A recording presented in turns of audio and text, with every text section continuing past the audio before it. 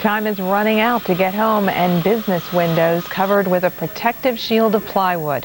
Shoppers are making those last-minute purchases to keep their families sustained when Hurricane George comes to call.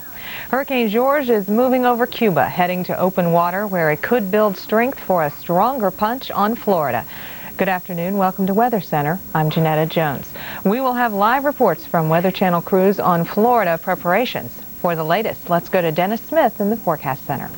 Thank you, Jeanette. Already we've heard a lot about George. We've been talking about it for days on end. Already in its wake, over $1 billion in damage, and unfortunately 110 people have lost their lives. It will continue to move west-northwest and make an impact on the United States, hopefully as more of a diminished hurricane than what we've already seen.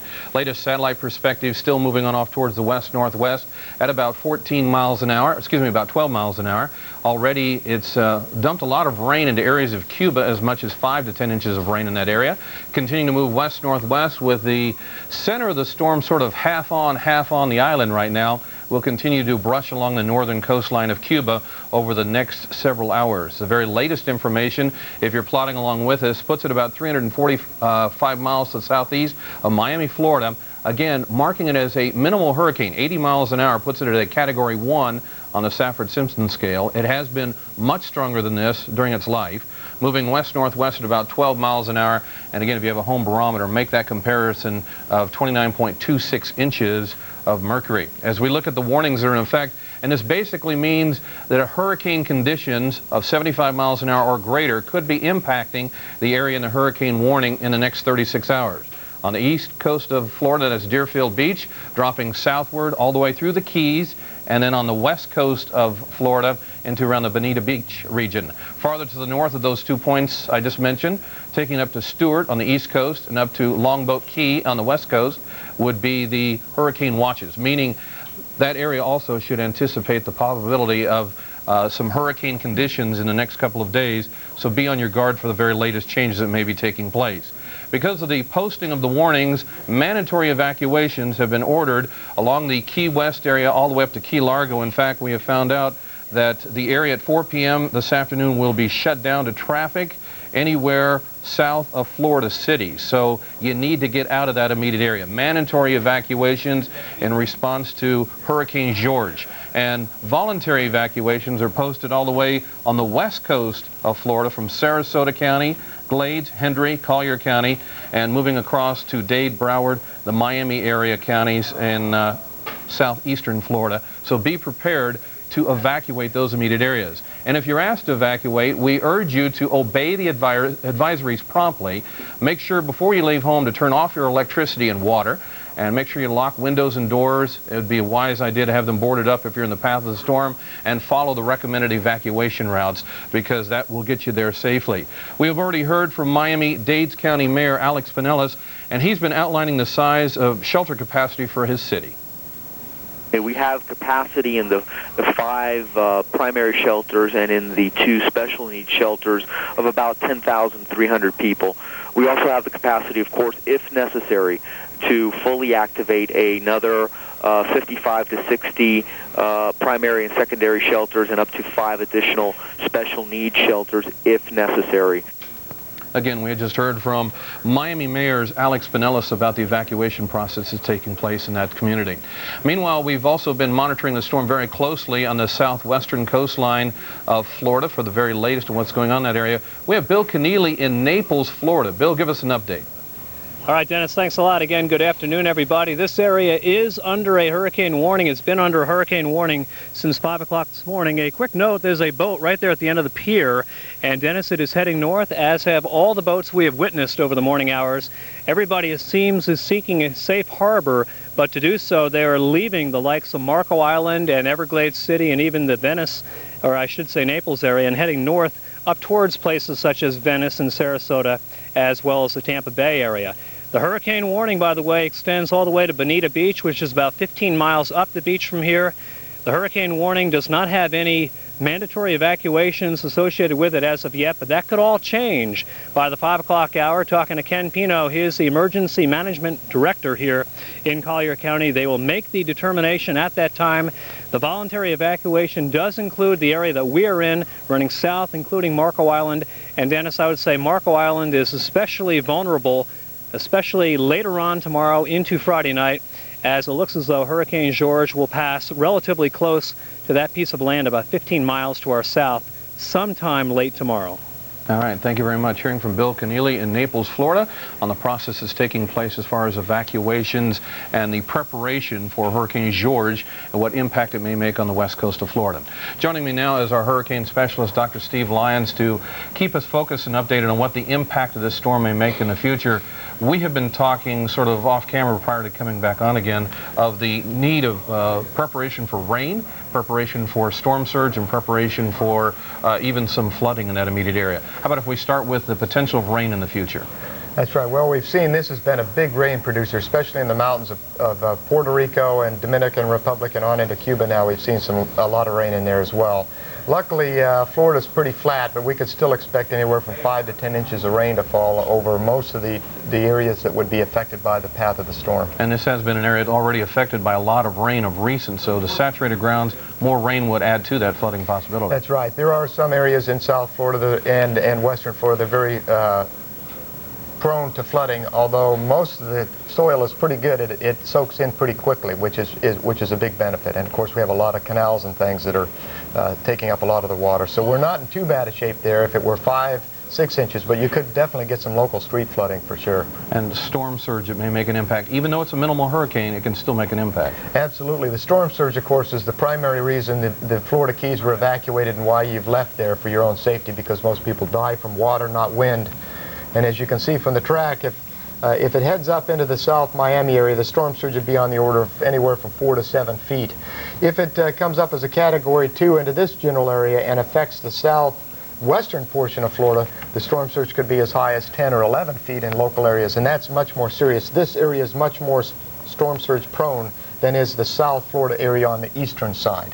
That's an important point to make. I'm sorry. As we're looking at our projected track, we see it appears moving on up into the Gulf of Mexico.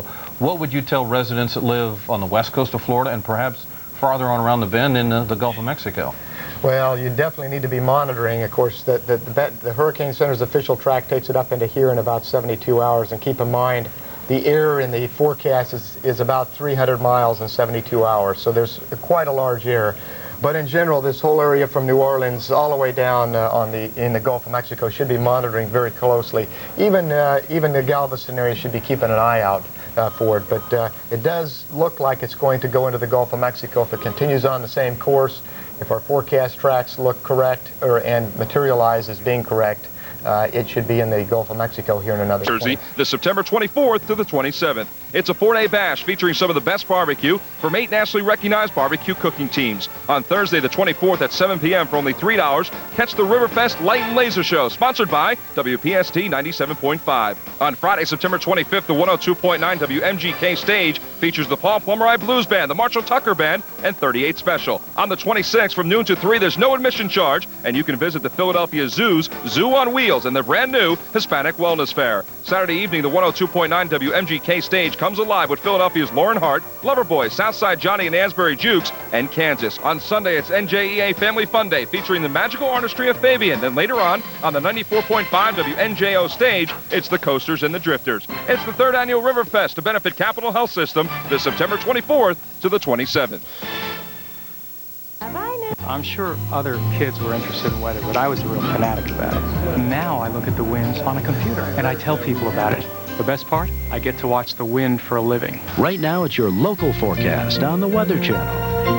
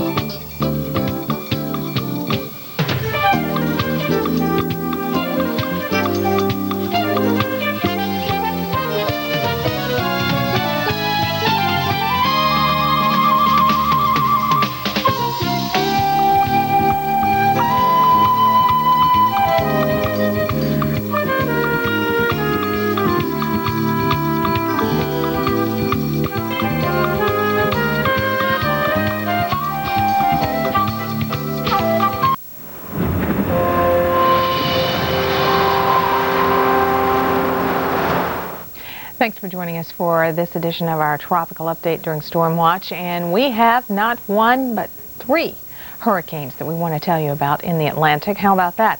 Of course, Hurricane George right here near Cuba. We also have Hurricane Ivan, and also as we head on out towards Hurricane Jeanne. And then Tropical Storm Karl right there. So a lot of things happening.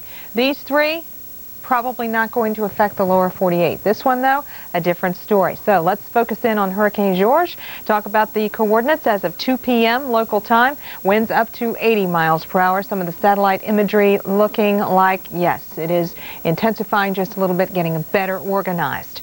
Moving west-northwest at 12 miles per hour. So we put it into motion. You can see that it has been skirting right along Cuba's coastline here, and now as it enters this open water area, we think that it may have a very likely chance of strengthening, and in the next 24 hours will be passing right across the Florida Straits. As you well know, evacuations are underway. We have a number of hurricane watches and warnings that are in effect. Want to go over quickly what is happening with Tropical Storm Karl. Moving towards the east-southeast, not expected to affect the lower 48 at all. It will be weakening. Hurricane Ivan will be weakening as it moves in this direction, north-northwest. And Hurricane Jeanne will also be weakening. Eventually, it's going to make a turn and move in this direction. So, with that said, we want to now turn it over to our sister network, the Weather Channel Latin America, and Gladys Rubio for our Spanish version. Gracias, Janeta. Y aquí continuamos informando acerca de George, que a las 2 de la tarde se localizaba en la vecindad de Cayo Coco, en la costa norte de la provincia de Ciego de Ávila.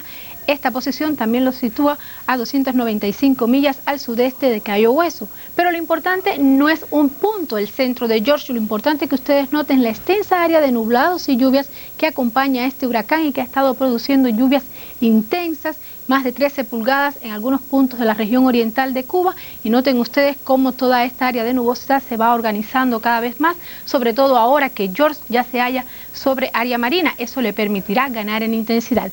Y aquí tenemos este radar de la Florida que nos indica ya cómo se va acercando la actividad de lluvia asociada a George a la zona de Los Cayos y también al sur de la Florida. Mañana se espera que ya George se halle justamente sobre el estrecho de la Florida y comience a afectar todo lo que es la zona de Los Cayos y el sur de la península. Regresamos con Janeta. All right, thank you so much, Gladys. We will have a complete update on Hurricane George and how it's going to affect us coming up next. Hurricane warnings are issued as South Florida prepares for George. We'll bring you live coverage plus weather in your area on Weather Center after your local forecast. These days, it seems like everybody's got a Cherokee or an Explorer. Me, I like to stand out a bit. That's why I drive a Subaru Outback. With a big cargo bay and all-wheel drive, you get all the sport utility you need.